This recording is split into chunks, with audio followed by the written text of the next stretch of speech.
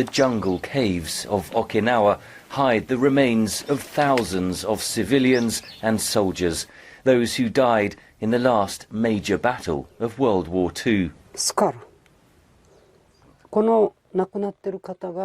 It's a skull. Is this dead person a soldier or a civilian? I think it was a flamethrower that did this. Everything is burnt. For decades, the bones have lain undisturbed as Japan tried to forget its wartime past. That shames the nation, says Gushiken Takamatsu. The Okinawan native founded the organization Gamafuya, or Cave Digger, a small group of volunteers dedicated to finding the remains of wartime dead and reuniting them with their living descendants. When I was young, I would see skeletons wearing steel helmets when I went out to play in the mountains. When I was a kid, it was just scary. But as I got older and matured, I wondered why the victims of this war were still left there. Through 40 years of searching, Takamatsu has discovered the remains of over 700 people. The Japanese government does not provide financial help. In 2011, it agreed to offer selective DNA testing.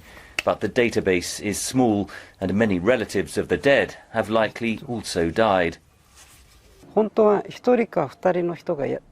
are one or two volunteers. In reality, the government should be doing this. But even though we ask, they refuse. I want to show that if you look for the remains in this way, you can find them.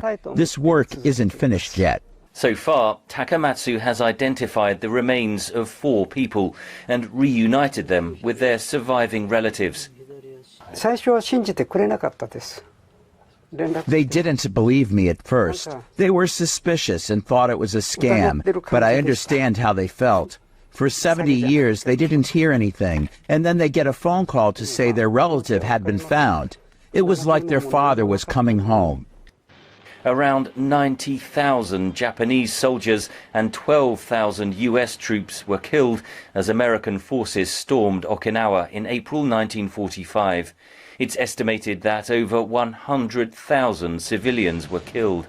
Local inhabitants were told that they would be beaten and murdered by US forces. Many hid in the island's caves. Surrender was forbidden. Some committed suicide.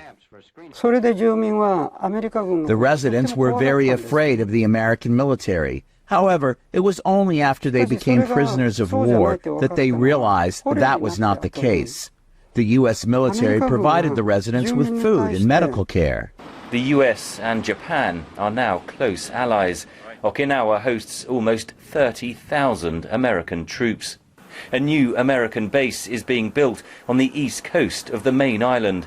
Some of the earth used in the construction is being excavated from the south of Okinawa, where US forces came ashore in 1945. Local authorities insist the material is screened before it is dug up, but Takamatsu says it likely contains the remains of Japanese and American soldiers. This is blasphemy against the dead. I'm imploring them to stop doing that. Meanwhile, as regional tensions escalate with China over Taiwan and with North Korea, there are fears that these heavily militarized islands could once again be caught in the crosshairs of a Pacific war. If there is a war, this place will be attacked. That's what bothers me the most. Searching through the caves, Takamatsu is not only trying to heal the wounds of Okinawa's past, but also protesting war in general, as the danger of conflict once again edges closer to these islands. Henry Ridgwell, WWII News, Okinawa, Japan.